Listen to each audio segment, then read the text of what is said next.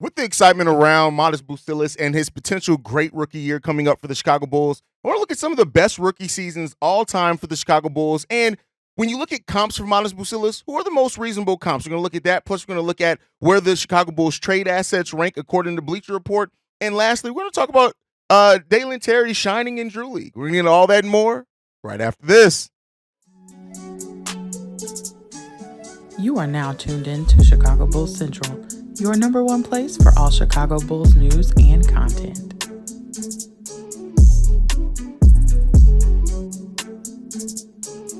What's going on, Bulls fans? Welcome to another episode of Chicago Bulls Central, your number one spot for everything Chicago Bulls related. I'm the host, Haize, but more importantly, you guys can follow the channel at Bulls Central Pod on every social media platform we happen to be on. With that being said, let's go ahead and get into this content today, y'all. So I want to start off with Matas Buzelis, right? A lot of Bulls fans are excited about the rookie season for Matas Buzelis because of what he flashed in Summer League, the fact that he fell to the Bulls. He was somebody who was projected to go in the top 5, all the things that we've already talked about, right? And Buzelis, while we still are trying to understand the role, I think that Billy Donovan has to play him. Some Bulls fans are still worried about Billy Donovan possibly not playing him, things like that. It made me think, what are some of the best rookie seasons all time for the Chicago Bulls? Some of the names on this list, nobody's going to be surprised about, but I do think a few of the names on this list, people are going to be surprised about. So first up, we're going to look at the 5 best. We're going to do some honorable mentions in this time as well, but let's look at some of the 5 best rookie seasons all time for the Chicago Bulls. Of course, you got to go number 1, Michael Jordan. 84-85 season, he averaged 28.2 points per game, 6.5 rebounds, 6 assists basically, a little over 2 steals per game, almost 2.5, on 51% field goal shooting percentage and 84% from the free throw line. Michael Jordan's rookie season is the what we judge great rookie seasons by, right? When you look at it, he was an all-star in his rookie year, all those type of things. And he was rookie of the year, of course, and he was 3rd in MVP voting all in his rookie year in the NBA. And, sometimes we're so far removed, and when we have conversations around Jordan, we really look at it as as what his career was overall. But I think we don't really talk a lot about what that first season was for Michael Jordan, how he came in as one of the most efficient scorers in the league, finished 3rd in MVP voting, if I could talk, finished 3rd in MVP voting in his rookie year. These are things you just don't even see much nowadays. So Michael Jordan, we already know. He is the epitome of a star for the Chicago Bulls, a superstar and generational talent overall. And then next up on that, I'm actually going to put Elton Brand number 2 on this list. 20-10 season, he averaged 20 points, 10 rebounds, 1.6 blocks per game on 48% shooting from the field overall. And we know Elton Brand, how it ended up going. He ended up going to another team, things like that. But Elton Brand, he was one of only 2 players to average 20 and 10 rebounds in the first season with a team. Listen, what Elton Brand was able to do that rookie year was huge, and he was a big part of getting Bulls fans back excited after the dynasty era. Now it came crashing down after that, right? And it comes down to it, but at the end of the day, Jerry Krause, he also sent Elton Brand to the Clippers after his 2nd season. That goes back to how the kind of fall of Jerry Krause and stuff like that. After a player that has a rookie year like that, after their 2nd season, you send them to the Clippers, it sucked, but it kind of is what it is there. But Elton Brand, I have number 2 on his list on the 1999-2000 season. But then you got to give it to Derrick Rose. And I know many people would expect me to have Derrick Rose here second. I went off the numbers and what the impact was. And don't make no mistake about it. Derrick Rose had an amazing rookie year in 2008, 2009. Almost 17 points per game, 6.3 assists per game in that time, almost 4 rebounds per game, 47% shooting from the field, and 78% shooting from free throw. And at the end of the day, the rookie season of Derrick Rose is what started flashing a little bit of greatness that we saw from that and in that era, right? And yeah, he earned Rookie of the Year at time. When you look at that playoff series that came after that as well against the Boston Celtics, in which we pushed that defending champion team, they were missing some pieces to 7 games. Listen, it's crazy. And also, Derrick Rose has the 3rd highest scoring average of any Bull rookie ever at that 16.8 points per game. You got to give much love to Derrick Rose, in my opinion, and what he was able to do in his rookie year for the Chicago Bulls, because it was a really great rookie year. And then next up at number 4, I'm actually going to go a route that I'm sure many people weren't going to expect, and that is Lauri Markkanen. Lauri Markkanen has one of the best. We just talked about how Derrick Rose, with that almost 17 points per game, was the third highest scoring average for any Bulls rookie. While, Lauri Markkanen is right there with the 15.2, slightly above Ben Gordon, who was next up on that list. But Lauri Markkanen's rookie season for the Bulls played 68 games, 15.2 points per game, 7.5 rebounds per game, right under a steal and a block per game as well, and a little over assists per game as well. What Lauri Markkanen did also, 36% shooting from three as a big man, taking almost 6 3-pointers per game, and 43% from the field. Lauri Markkanen, especially because coming into that rookie year, Zach LaVine was not healthy for most of that season. He was the rookie for that Chicago Bulls. He was the offense in a lot of ways for the Chicago Bulls as well, and he responded to that extremely well. Now, we know how that ended up. The story ended up going for Lauri Markkanen, things like that. 55% true shooting percentage. His usage rate was 20.5, which was one of the higher among rookies there. Lauri Markkanen had a great rookie season for the Chicago Bulls, and sometimes I think we forget how Lauri Markkanen was kind of the throw-in in that trade. Like, let's be clear, that the thing that the Bulls are after the most was Chris Dunn. And it's crazy that to go back and look at that. They almost traded Jimmy Butler for Chris Dunn straight up the year prior. And so to get Lauri Markkanen, and I know, Bulls, that trade got, a lot of Bulls fans don't like it because they gave up their own first-round pick. Had they been able to keep it, things like that. But Lauri Markkanen had an amazing first season for the Chicago Bulls. And, really like his rookie season. And then next up, fifth on the list, Ben Gordon. 15.1 points per game, 2.6 rebounds per game, 2 assists per game, 41% from the field, 40.5% from three-point range as well. What Ben Gordon was his rookie year was absolutely amazing, earning Sixth Man of the Year as a rookie, and he was on the all-rookie team. Listen, Ben Gordon helped push that Bulls team to a playoff berth right away in his rookie season, and he had an amazing rookie season when you look at it when it was all said and done. But Ben Gordon, I'm putting fifth on the list, right? And then if you look at some of the honorable mentions as well that you can have, some of the people that were outside of my lifespan, but Dave Greenwood had an amazing rookie year for the Chicago Bulls, averaging 16.3 points per game, 9 rebounds on 47% shooting from the field.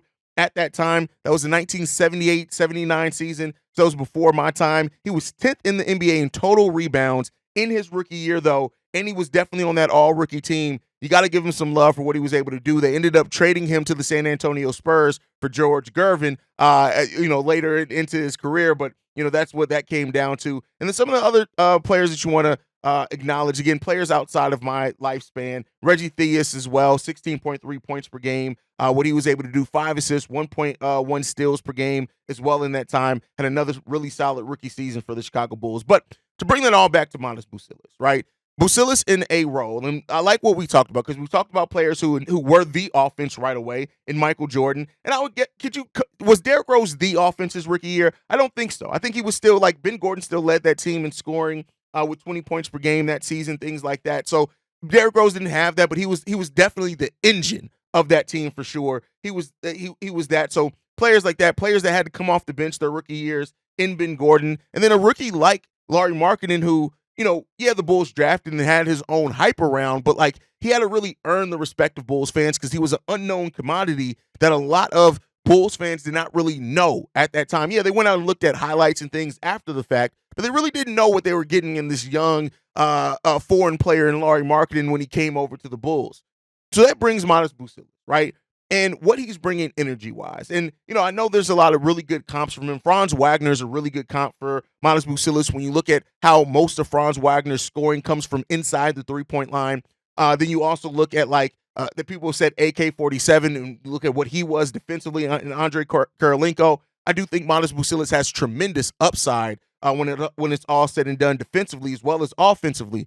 But Buzelis has a lot of really eyes on him, and a lot of Bulls fans are going to be looking at him to say, all right, how is this rebuild, this restart, this going younger really started off by how well Buzelis plays. Now, Buzelis is not slated to be a starter, and like I said before, some of you guys are saying ridiculous things like he's not going to start over Zach LaVine. He's not going to start at the 4 over Patrick Williams with him needing to work on his weight and defense right now. Those things aren't going to happen, but Buzelis should absolutely have a role. I've also debunked a lot of the people who say, well, Billy Donovan just doesn't play his rookie. He's played way more rookies than he has not played rookies, and that's just the fact of the matter is, you look at that, the only rookies he really didn't play was Marco and Dalen Terry, and Marco sucked. and Dalen was extremely raw. I said that a lot. I'm going to say that a lot. So overall, like Buzelis has an opportunity to come in and have. I would say that even if he does not start, his role is going to be. It kind of refines what he needs to do. Having a rookie that can come in and work on their game, but do the things that they need, that they do naturally, are the biggest needs for the team, right? The energy that he brings, the rebounding that he brings, the shot blocking that he brings. These are all things that I really like from Buzelis, especially coming in and playing that 3 position for the Chicago Bulls. The 3-point shooting, the defense, we know those are the aspects of his game that are going to need the most work. But Buzelis is going to come in and have an opportunity to really shine and dazzle in his rookie year. The opportunities may not be a lot right away, right? He may be asked to come in and play with his role, but I do think Buzelis is going to get plenty of opportunities to show and prove that he deserves to be in that rotation for the Chicago Bulls. But let me throw this to you guys. After hearing and ranking the Chicago Bulls' best rookie seasons of all time, where do you think Buzelis can come in on that list? And you can say, well, if Zach LaVine is traded, I think here. If he's not traded, I think here. Whatever you guys think. I just want to hear off from you guys. Sound off on that down below. With that said, I want to get to talking about the next topic. And this one is an article from Bleacher Report in which they were ranking the trade assets of every team in the NBA. And surprisingly enough, they ranked the Chicago Bulls trade assets at number 15, right in the middle of the pack of the league. Things that they offered as far as the best trade assets that the Bulls have available are Zach LaVine, Lonzo Ball, Nikola Vucevic. We'll talk about, break those down. And then they also noted, as far as a positive, that the Bulls do own all their first-round picks outside of a protected pick that they owe to the San Antonio Spurs, which could or could not convey this season, right? When it comes down to it, they look at what the Bulls is. And I think it starts with Zach LaVine, right? And while Zach LaVine, the trade value for him right now, we all know is low, and mainly it's the contract. We already talked about it. When you take away him missing most of last season, Zach LaVine is only 9 players in the NBA have scored more points than Zach LaVine since 2019. And then even if you add in last season, which he missed most of, he's still in the top 20. Zach LaVine is an absolute scorer, and he can score the ball really well. And I do think that while Zach LaVine will start, and that's something that came out via Mark Stein, you're late to the party, Mark. But the Bulls are come to the realization that Zach LaVine is at least going to start the season on the Chicago Bulls roster. And I think that if you get a Zach LaVine that is locked in, right? And I mean not just locked in and trying to put up numbers, because everybody know you can score, but locked in to fitting in with what this team needs and playing this team basketball that could very well fit his game better, that it could increase his trade value. And I also think that if Zach LaVine plays good, right, plays well, when you reach to the trade deadline, there's only basically the only other player that could become available that's as good of a scorer as Zach LaVine is probably Trae Young, and they may not even make Trae Young available as they've revamped their roster as well. So I think that the trade market for Zach LaVine could very well change between now and the trade deadline. And I know that's what the Bulls are hoping for as well, but it still may come to the Bulls don't get that equal value. I just don't want to see the Bulls adding in any type of first-round picks to move on from Zach LaVine. That's not what I would like to see. Ultimately, I am kind of excited to see how him and Giddey could fit next to each other, but that's then. And then I was surprised to see Lonzo Ball listed on this list as one of the positive trade assets for the Bulls, mainly because of the injury history around Lonzo Ball. Now, make no mistake about it. Unless Lonzo plans on taking a basically vet minimum contract, I do think his time with the Chicago Bulls is up at the end of the season at the latest, right? I just don't think that as you're going younger, you can take a bet on a player at that point to be 28 with the injury concerns that he has. And hopefully that if Lonzo does come back and at least looks solid enough, that a team may be willing to bite on Lonzo. You look at his contract now, the $20 million, not as big of a part of the cap as what it was the year when the Bulls signed him to it. That deal is going to ultimately end up being about a little over 11% of your cap space.